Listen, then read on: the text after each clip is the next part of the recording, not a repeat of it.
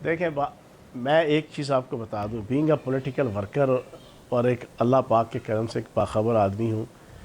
नून league की कोई worth नहीं है आवाम के अंदर। ठीक है, उसका एक वोट बैंक है, लेकिन आवाम उनकी परफॉर्मेंस की वजह से जो है ना, वो कोई उनसे मुतमिन नहीं। तो बाकी लोग हैं, उनकी मिसेज हैं, मेरी इंफॉर्मेशन के मुताबिक वो भी जनाब पीछे से पार्टी संभालने के लिए पूरा प्रोग्राम बना वो भी रही इस हैं दौड़ में है कि अगर वो जेल जाते चेयरमैन हैं, फारिग नाअहल होते हैं तो वो आ जाए इस नशे। हाँ, वो भी उम्मीदवार है। हाँ हाँ, अच्छा। वो आ जाए कि जो इमरान खान साहब के ऊपर कातलाना हमला हुआ, जब उसकी सारी डिटेल पता चलनी है ना कि वो किसने करवाया था और क्यों करवाया था और उसके पीछे क्या ऑब्जेक्टिव थे, तब भी लोगों को जनाब समझ आ जाएगी कि यहाँ हो क्या रहा है। ये फिफ्थ जनरेशन वॉरफेयर हमारे गले कैसे पड़ गई आहिस्ता आहिस्ता। ये जो जिन लोगों के हाथ इतने मजबूत हो गए हैं, जो with over the period of time, जैसे आप कह रहे हैं 1-1.5 साल के अंदर खासे स्ट्रांगली आए हैं, अब उनके खिलाफ स्टर्न एक्शन हो रहा है। लेकिन आपको लगता है कि एक्शन होते होते काफी देर हो गई, काफी नुकसान किया इन्होंने? हाँ, मैं आपकी बात से 100% मुत्फिक हूँ। मैं आपको बताता हूँ ये फिफ्थ जनरेशन वार क्यों आगाज़ हुआ। 1998 के अंदर रेहान जब पाकिस्तान एटमी ताकत बन गया, तो उस वक्त मुल्क दुश्मन ताकतों ने तय किया कि इस पाकिस्तान को और इस मुल्क को कि जो जोग्राफिकली भी सबसे इम्पॉर्टेंट जनाब एक स्ट्रेटिकल पोजीशन रखता है, जो एटम बॉम्ब रखता है, इसको अब हम जंग करके जनाब शिकस्त नहीं दे सकते। अब इसको शिकस्त देना है तो हमने सबसे पहले इसकी फ़ौज और आवाम के दरमियान जनाब खलीज पैदा करनी है। यही खलीज आप देख लें कि यमन, लेबनान, सीरिया, इराक, वहाँ पर पैदा हुई, वहाँ पे फ़ौज कमज़ोर हुई, वो मुल्क तबाह हो गए। मिस्र में फ़ौज मजबूत थी, वो मिस्र आज भी कायम है। इन्होंने पाकिस्तान के हवाले से ये प्लान बनाया कि फ़ौज और आवाम के दरमियान एक खलीज और एक दुश्मनी और एक नफ़रत का माहौल बनाया जाए।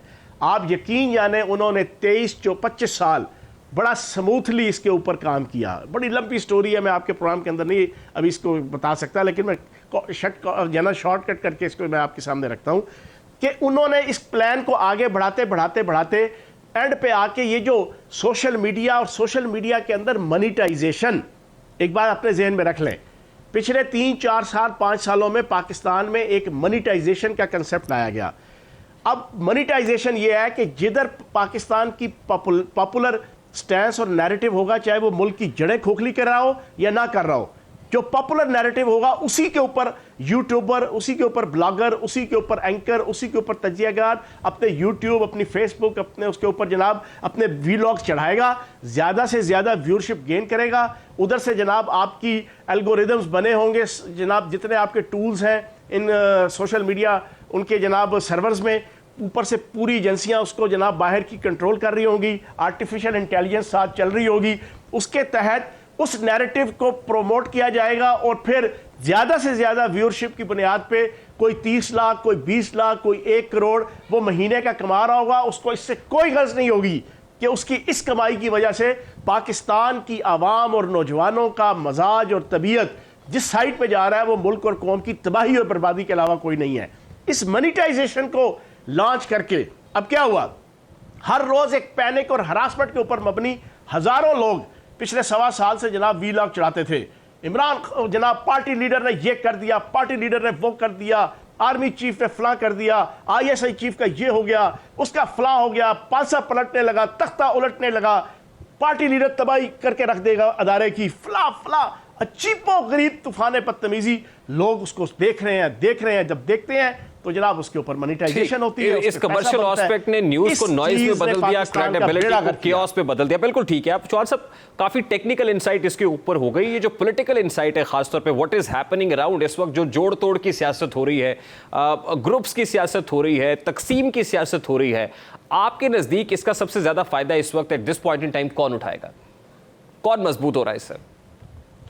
देखें, मैं एक चीज़ आपको बता दूं, बीइंग अ पॉलिटिकल वर्कर और एक अल्लाह पाक के करम से एक बाखबर आदमी हूँ, नून लीग की कोई वर्थ नहीं है आवाम के अंदर। ठीक है, उसका एक वोट बैंक है, लेकिन आवाम उनकी परफॉर्मेंस की वजह से जो है ना, वो कोई उनसे मुतमिन नहीं। PTI ने अपने पाँव पे कुल्हाड़ी, पार्टी लीडर ने और उसके जो बशीरान थे, उन्होंने ऐसा जनाब 9-5 किया कि उसके बाद की सूरत हाल आपके सामने है और अगले 2 महीनों के अंदर आपको मज़ीद सूरत हाल खुल के सामने आ जाएगी।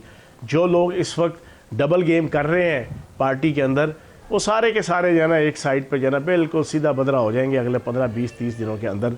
और उनका भी कोई एक अपना, और फिर उसमें से जो निकल गए हैं कुछ जहांगीर तरीन साहब अपना डबल जनाब गेम कोई कौन कर जोड़ रहा है? तोड़ और कोई राब्ते वगैरह सारा कर रहे हैं।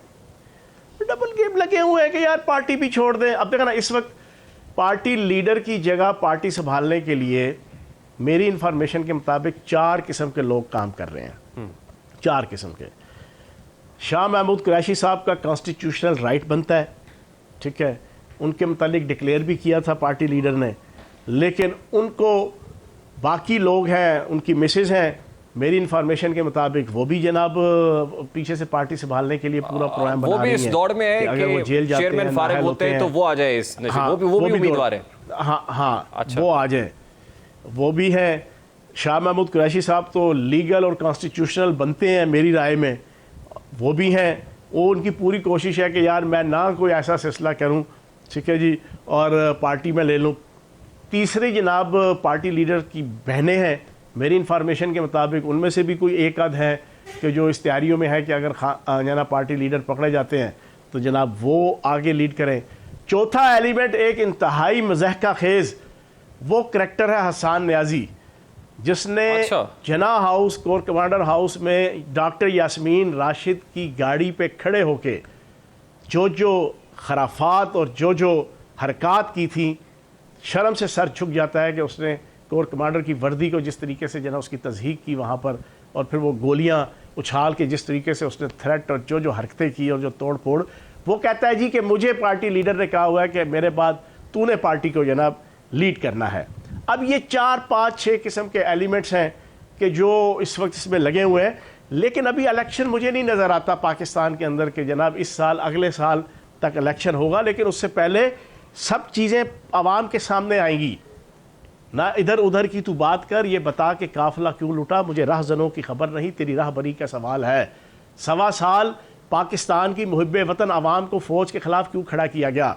फिर सबसे इंपॉर्टेंट चीज़ ये है रेहान भाई, अभी अरशद शरीफ के कत्ल का जाना मुहिमा हल होना है। वो जब मुहिमा हल होगा, बड़े बड़े लोगों के कानों के नीचे से धुआं निकलेगा, पूरी पाकिस्तानी कौम के पाँव के नीचे से जनाब ज़मीन खिसक जाएगी जब उन्हें पता चलेगा कि असल कहानी क्या है। फिर दूसरा एक मुहिमा हल होना है कि जो इमरान खान साहब के ऊपर कातलाना हमला हुआ, जब उसकी सारी डिटेल पता चलनी है ना कि वो किसने करवाया था और क्यों करवाया था और उसके पीछे क्या ऑब्जेक्टिव थे, तब भी लोगों को जनाब समझ आ जाएगी कि यहाँ हो क्या रहा है। तो कहने का मकसद ये है, इस वक्त पाकिस्तान के अंदर स्टेबिलिटी की जरूरत है। नहीं जौहर साहब, इन सारे डॉट्स को कनेक्ट करें तो ये मामला कहाँ पे जाता है? पर होने वाले कातिलाना हमले, अरशद शरीफ वाले कत्ल का मामला, ये सारा मतलब इसका अगर कहें कि खुरा कहाँ पहुँचता है? सारा मामला था पाकिस्तान को डिस्टेबलाइज करना, पाकिस्तान को डिस्टेबलाइज करना। मुख्तलिफ लोगों को मुख्तलिफ हाथ रखे हुए थे। जनाब नाअहल हुकूमत जो इस वक्त बरसे इक़्तिदार है वफाक के अंदर, उसके भी जनाब ऊपर हाथ था, वो अपना काम करे। पार्टी लीडर के ऊपर अपना हाथ था कि वो अपनी एजिटेशनल पॉलिटिक्स, एग्रेसिव पॉलिटिक्स, फ़ौज के ख़िलाफ़ नफ़रत, ISI के ख़िलाफ़ नफ़रत, रियासती अदारों के ख़िलाफ़ नफ़रत को परवान चढ़ाते रहे, ठीक है। बाकी सोशल मीडिया के ऊपर ये वाली 5th जनरेशन वॉर, और जनाब ये आपके आलमी सतह पे जो ये चारों जनाब आपकी सोशल मीडिया टूल्स हैं, इनके जो लीडरशिप थी जो ऑब्वियसली आलमी ताकतों के हाथ में है, उनके जनाब सर्वर्स के ज़रिए से एल्गोरिदम्स बना के आर्टिफिशियल इंटेलिजेंस के ज़रिए से और pre planned 5th generation war शुरू की हुई थी जो हर बंदा सारा दिन देखता था। अच्छा, आपको छोटी सी मिसाल दूं।